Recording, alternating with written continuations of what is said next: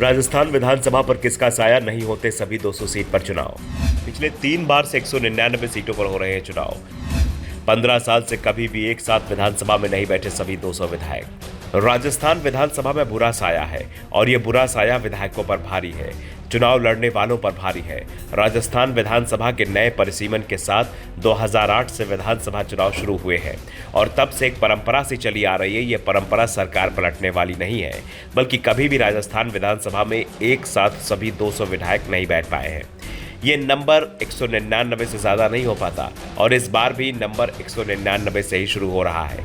पिछले 3 चुनाव से तो हालात ये है कि चुनाव भी 199 सीटों पर हो पा रहा है। इस बार भी 200 की जगह 199 सीटों पर चुनाव हो रहा है, क्योंकि श्रीगंगानगर की करणपुर सीट से मौजूदा विधायक और कांग्रेस प्रत्याशी गुरमीत कुन्नर की जान चुनाव अभियान के समय चली गई, जिस कारण से अब इस सीट पर मतदान स्थगित हो गया है। ऐसे में अब प्रदेश में सरकार बनने के बाद ही करणपुर विधानसभा सीट पर चुनाव होंगे। इससे पहले 2013 में चुरू विधानसभा सीट से बसपा प्रत्याशी जगदीश मेघवाल का और 2018 के चुनाव में रामगढ़ विधानसभा क्षेत्र के बीएसपी के ही प्रत्याशी लक्ष्मण सिंह की जान चुनाव प्रचार के बीच में ही चली गई थी। नामांकन प्रक्रिया पूरी होने के बाद उम्मीदवारों की जान चली जाने के चलते दोनों बार चुनाव टालने पड़े और इस बार भी एक सीट पर चुनाव टल गया है। वैसे एक बात और है कि 3 बार से 199 सीटों पर चुनाव हो रहा है। बाद में उपचुनाव होने के बाद सभी 200 सीटों पर चुनाव हो जाता है।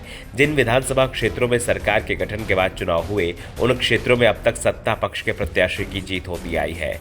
वर्ष 2013 में भाजपा की सरकार बनी थी। सरकार बनने के बाद चुरू विधानसभा सीट पर हुए चुनाव में भाजपा प्रत्याशी राजेंद्र राठौर की जीत हुई थी।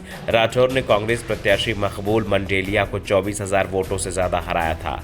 वर्ष 2018 में प्रदेश में कांग्रेस की सरकार बनी। सरकार बनने पर रामगढ़ विधानसभा सीट पर हुए चुनाव में कांग्रेस प्रत्याशी साफिया जुबैर की जीत हुई। साफिया ने बीजेपी के सुखवंत सिंह को 12,228 मतों से हराया। लेकिन विधानसभा के अंदर भी सभी 200 विधायक एक साथ नहीं बैठ पाते। किसी न किसी कारण से संख्या 199 पर पहुंची जाती है। दरअसल इसके पीछे अब एक मिथक चल निकला है और ये मिथक विधानसभा के भवन से जुड़ा हुआ है और अब दावा किया जाने लगा है कि विधानसभा में किसी बुरी आत्मा का साया है।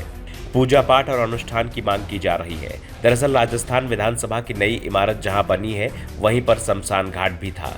ये भी बताया जाता है कि जहां बिल्डिंग बनी है वहां पर कभी शमशान घाट और कब्रिस्तान हुआ करता था।